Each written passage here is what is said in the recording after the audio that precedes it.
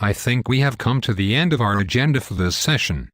I would like to ask you in a moment whether there are any particular lessons you would like to offer or any reflections that we haven't covered this afternoon. But just to make the point, you have mentioned once or twice that your current NATO responsibilities get you to Iraq, and, although our terms of reference stop in terms of the narrative in 2009, the lessons are for now and the future. So anything you have to say drawn from either experience would be welcome. Yes, if I could just say a general point about this kind of operation and then say something about the NATO mission in Iraq.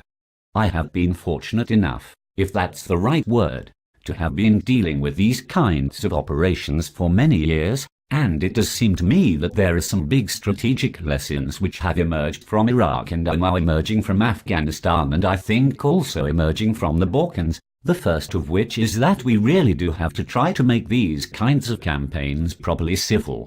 military from the outset, and have the right kind of resources to do that, the right kind of high-level, strategic management, and I think the United Kingdom and many other countries have improved enormously, but I think there is still some way to go. Within that, I would just like to stress again what I mentioned earlier, that the generation of the capacity to build up indigenous law and order structures, including the police, I still think it remains a weakness within the international community and is an area that I think the international community could still address. Then you invited me to say, Sir John, something about the NATO training mission. That was established in 2004.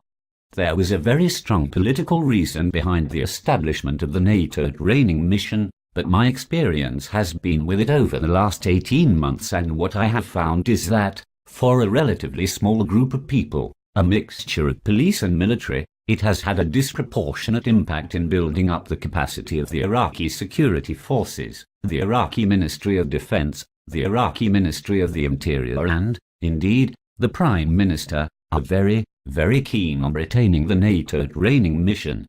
It does strike me as a model of the kind of thing that an international organization can do, which is short of combat but can still help build up additional security forces in a post-conflict, post-crisis environment,